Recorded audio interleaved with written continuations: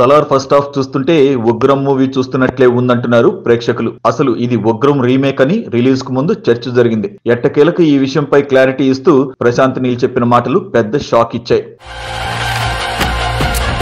సుల్తాన్ కావాలనుకున్నది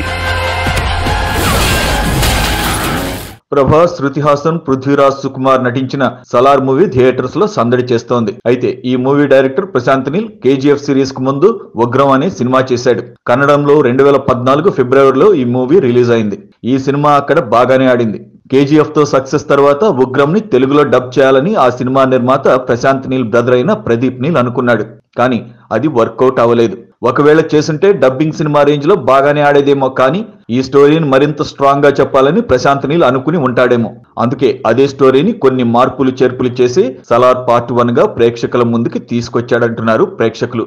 ఈ మూవీ చూసిన తర్వాత ప్రతి ఒక్కరూ ఇదే మాట, first half Ugramm, second half KGF అని క్లియర్ గా చెప్పేస్తున్నారు.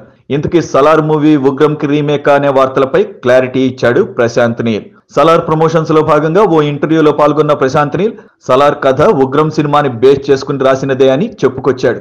ఉగ్రం సినిమాను భారీ ఎత్తున ఆడియన్స్ నడుమ థియేటర్స్ లో చూడాలని అనుకున్నాను, కానీ 2014 టైంలో సినిమా రిలీజ్ అయినప్పుడు అనుకున్నంత స్థాయిలో హిట్ అవ్వలేదు. ఆ మూవీని చాలా పెద్ద రేంజ్ లో ఊహించాను. కేజీఎఫ్ రేంజ్ స్టోరీ అది, కానీ అనుకున్నది జరగలేదు. అందుకే అందులో చెప్పలేకపోయిన కొన్ని పాయింట్స్ ని సలార్ రూపంలో తీశాను. ఈ రెండు మూవీస్ ఒకేలా అనిపించడం వెనుకున్న కారణం అదే అని క్లారిటీ ఇచ్చాడు ప్రశాంత్ నీల్. ఇంకా అర్థమయ్యేలా చెప్పాలంటే సలార్ మూవీని ఉగ్రం స్టోరీ బేస్ తో కేజీఎఫ్ స్టైల్లో తీశానని చెప్పాడు. కేజీఎఫ్ కథ 80ల కాలంలో సాగుతుంది, సలార్ స్టోరీ ప్రస్తుత కాలంలో ఉంటుందన్నాడు ప్రశాంత్ నీల్. మొత్తానికి ప్రశాంత్ నీల్ ఏం చెప్పినా కానీ ప్రస్తుతం థియేటర్స్ లో సందడి చేస్తున్న సలార్ మూవీ చూస్తుంటే సేమ్ టు సేమ్ ఉగ్రం లానే ఉందంటున్నారు.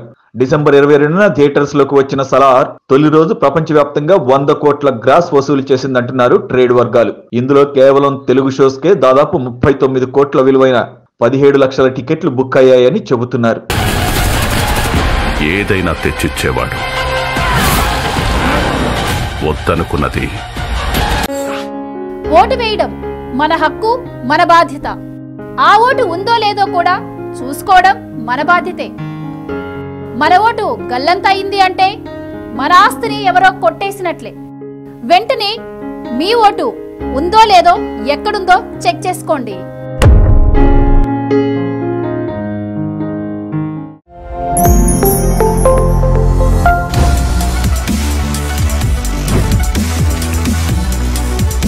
ఈ వీడియో కనుక మీకు నచ్చినట్టయితే లైక్ చేయండి, షేర్ చేయండి, సబ్స్క్రైబ్ చేయండి. అలాగే పక్కనే ఉన్న బెల్ ఐకాన్ని క్లిక్ చేయండి.